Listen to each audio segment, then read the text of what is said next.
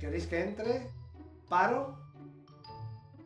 ¿Y qué empiezo a decir? Soy Rogelio Sánchez, ¿o qué queréis?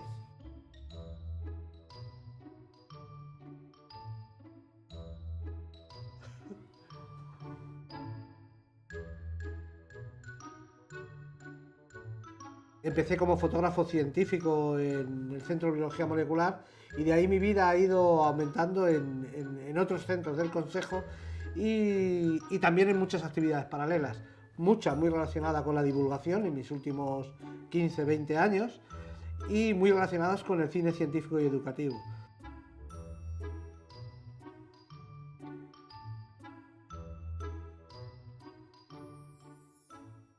Bueno, en este álbum empecé a recuperar algunas de mis fotos, que ahora habrá que acabarlo.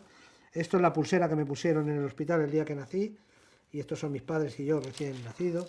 Mucha gente me dice, pero bueno, es que tu padre era militar. No, no era militar, pero sí, su destino se os ha ido ir cambiando. Yo nací en Toronto, Canadá. De Toronto, Canadá, nos vinimos a Madrid. De Madrid nos fuimos a Elda.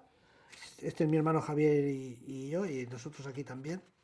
De Elda a Novelda, de ahí volvimos a Madrid también unos cuantos años y de ahí fue mi padre destinado a Cuenca. Y ya de ahí el último destino fuera de Madrid fue en Albacete y ahí nacieron el resto de mis hermanos, hasta 6 que somos. Estas son mis hermanas cuando eran pequeñas y de allí, por motivos de que uno de nuestros hermanos tenía parálisis cerebral, pues los médicos estaban en Madrid, mi madre se pasaba la mitad del tiempo aquí en Madrid con el niño.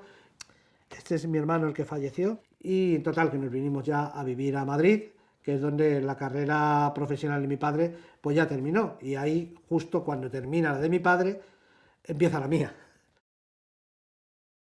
Yo quería hacer hostelería, yo tenía la cabeza que yo quería hacer y entonces en aquella época, ya ves ahora no es lo mismo. ¿Cómo vas a ser camarero? ¿Cómo vas a ser cocinero? Pues hijo que no sé qué, pues hijo que no sé cuánto. Pues es que yo quiero hacer hostelería, total. Ahí entre todos me comieron el coco y empecé a hacer electrónica. Tuve la oportunidad de entrar entonces a trabajar de la mano de Federico Mayor Zaragoza en el Centro de Biología Molecular. Ya cuando el centro empezó a funcionar, pues yo me incorporé a lo que se llamaba departamento técnico y al servicio de fotografía. Con lo cual yo era el encargado de las fotocopiadas y una multicopista offset, que hay por ahí algunas fotos mías, con una bata gris, que era lo que tenía para la tinta, pero yo le debo al CBM mucho. Le debo tanto, que le debo hasta a mi familia, porque mi mujer es un técnico del CBM que yo la conocí allí pues con 19 años. Es que, claro, el CBM se fundó en el 75. En el 77 fueron los primeros investigadores. Rogelio ya estaba allí, porque él fue de la plantilla que fue a preparar el terreno. Y yo empecé en el 78, cuando llevaban allí medio año los investigadores, pero era un ambiente pues como de algo que está empezando. Y bueno, pues sí que pues tengo mis primeras fotos, que así chulis, pues me las hizo Rogelio allí en el campus de la universidad, allí con la locomotora que hay allí y tal, ¿no? Esto ya es Mercedes casi en los comienzos de cuando nos conocimos. Claro, entonces no existía lo digital y todas las pruebas de los resultados eran a base de hacer fotografía. Entonces, bueno, pues ya bajábamos con los geles o las radiografías o esto y bajábamos para que él tomase las fotos y las positivase. Él estuvo allí 15 años en el CBM, luego ha ido cambiando, ya os lo habrá contado.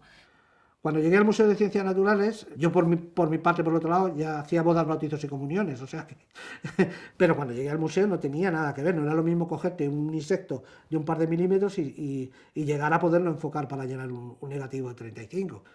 Y, pues como soy un alma inquieta y no sé estarme parado de ninguna manera, pues allí surgieron algunos proyectos que ya directamente me decantaron al mundo de la divulgación. Y de hecho nos fuimos a rodar una experiencia que era unos compañeros iban a hacer un póster a un congreso que era métodos de anestesia de moluscos de agua dulce. Se nos ocurrió uno de los vídeos premiados que tenemos, que es Fantasía Animal, que nosotros grabábamos cómo se iban durmiendo los bichos.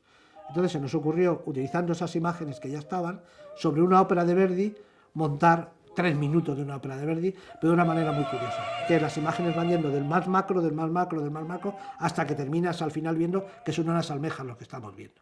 Aquí tenéis a mi hija el día de su graduación, es nutricionista, y en esta casa llevamos viviendo desde que nos casamos. Ahora ya estamos los dos solos, mis hijos se han independizado, que ya tienen 35 y 33 años. Tengo 2 nietas, o sea que... Otro de los proyectos que tuvimos en el museo fue montar la mediateca del CSIC, que ahí es donde empieza también mi relación con el cine científico. No existía YouTube, no existía nada, era lo único, éramos pioneros en ese momento, y de hecho vinieron desde el presidente de las filmotecas europeas a conocer la instalación porque decían que no había nada, no de cine científico, sino de cualquier cine, una instalación en ese momento. En estos 14 discos duros hay 6.500 documentales científicos recuperados. Mi mujer siempre me dice, cuando voy a algún sitio, dice, a ver con qué te vienes, porque siempre veo un charco y lo piso. En esa línea me acerqué mucho a Guillermo Fernández López Zúñiga, que es el fundador de la Asociación Española de Cine Científico, pero porque es el pionero del cine científico español.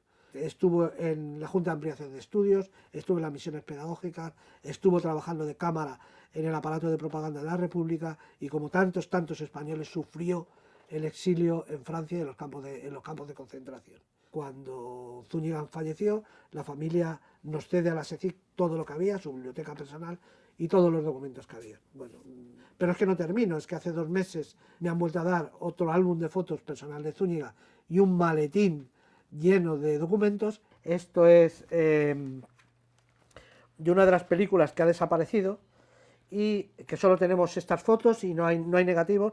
Tenemos aquí al propio Zúñiga filmando. Estos momentos, esto que vemos aquí, son los primeros momentos del campo de Ardielés, o sea, él debió llegar en los primeros días, porque no hay nada construido. Pero como estas colecciones, hay cientos de colecciones. Hay muchos ejemplos en que de una manera casual aparece un material que si se recupera, se recupera. Recuerdo un día en el museo, que allí en el museo había que salir a desayunar fuera del museo, y había que cruzar la Castellana. Y vienen mis compañeros del servicio de fotografía con 3 placas fotográficas en la mano. Digo, ¿dónde venís? Dice, eso están en un contenedor que está al otro lado de la Castellana de una obra que están vaciando. Salí corriendo al contenedor y el contenedor ya no estaba. No sabemos lo que se tiró en ese momento allí.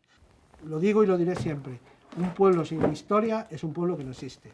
Y sea la historia de un lado, del otro lado, olvidémonos eso. Es parte de lo que ha pasado en este país y yo creo que hay que conservarlo y hay que hacerlo público, porque no es mío, no es de la familia Zúñiga, esto es de todos los españoles.